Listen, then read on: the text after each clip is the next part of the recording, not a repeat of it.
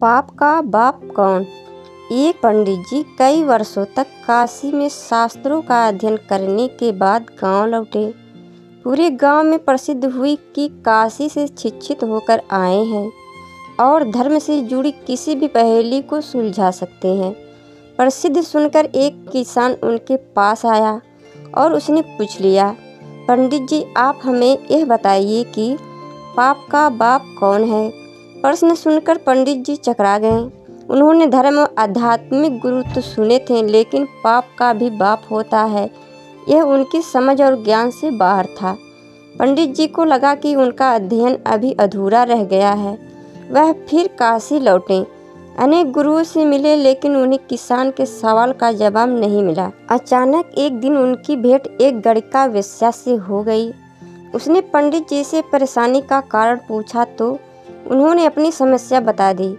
गड़िका बोली, पंडित जी इसका उत्तर है तो बहुत सरल है, लेकिन उत्तर पाने के लिए आपको कुछ दिन मेरे पड़ोस में रहना होगा। पंडित जी इस ज्ञान के लिए ही तो भटक रहे थे। वह तुरंत तैयार हो गए। गड़िका ने अपने पास ही उनके रहने की अलग से व्यवस्था कर दी। पंडित जी किसी के हाथ का बना खाना नहीं खाते थे। अपने नियम आचार और धर्म परंपरा के कट्टर अनुयायी थे। गड़िका के घर में रहकर अपने हाथ से खाना बनाते खाते कुछ दिन तो बड़े आराम से बीते, लेकिन सवाल का जवाब अभी नहीं मिला। वह उत्तर की प्रतीक्षा में रहे। एक दिन गड़िका बोली, पंडित आपको भोजन पकाने में बड़ी तकलीफ होती है। यहाँ देखने वाला तो और कोई है नहीं। आप कहें तो नहा धोकर मैं आपके लिए भोजन तैयार कर दिया करूं। पंडित जी को राजी करने के लिए उसने लालच दिया, यदि आप मुझे इस सेवा का मौका दें तो मैं दक्षिणा में 5 स्वर्ण मुद्राएं भी प्रतिदिन आपको दूंगी। स्वर्ण मुद्रा का नाम सुनकर पंडित जी विचारने लगे।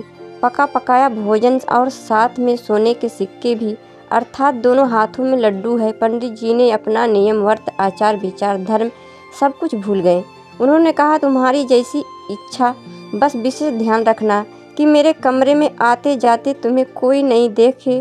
पहले ही दिन कई प्रकार के पकवान बनाकर उसने पंडित जी के सामने परोस दिया, पर ज्यों ही पंडित जी ने खाना चाहा उसने सामने से परोसी हुई थाली खींच ली।